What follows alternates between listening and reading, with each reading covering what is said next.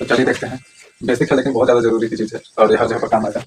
1 से 10 तक सभी के लिए। तो सबसे पहले है केंद्र। तो ये हो गया, हम लोग ब्रीथ पढ़ रहे हैं जिसमें सबसे पहले देख रहे हैं केंद्र। तो ये हो गया केंद्र, ठीक।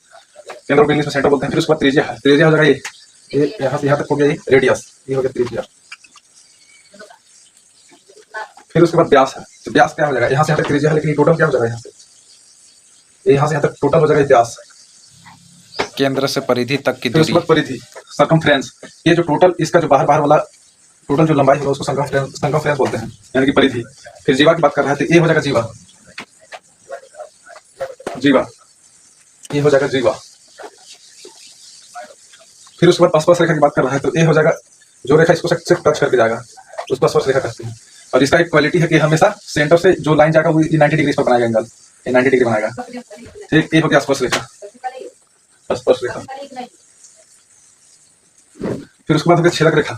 तो छेदक रेखा वो हो गया जो वृत्त के काट के जाता हो, जैसे कि जो वृत्त के छेद के जाता हो उसे छेदक रेखा। ये हो जाएगा छेदक रेखा, छेदक रेखा। फिर उसके बाद हो गया क्षेत्रफल। तो क्षेत्रफल क्या हो जाएगा, इसका जो अंदर का जितना टोटल भाग होगा वो क्या हो जाएगा, सारा का सारा क्षेत्रफल हो जाएगा। फिर उसके बाद चाप। तो चाप हो जाएगा, चाप इसको ए लेते हैं हम लोग, चाप लेते हैं ना जैसे से ये वाला ये, तो ये चाप होता है, जैसे कि ऐसे करके यहाँ से ऐसे काटते हैं, ये हो गया चाप। फिर उसके बाद हो जाएगा त्रिज्या खंड, एरिया ऑफ द सेक्टर। तो त्रिज्या खंड कौन हो जाएगा, त्रिज्या खंड जैसे कि ये जो टोटल एरिया बना यहाँ से ऐसे उसको बोलते हैं त्रिज्या खंड। ये क्या हो जाएगा, ये हो जाएगा त्रिज्या खंड।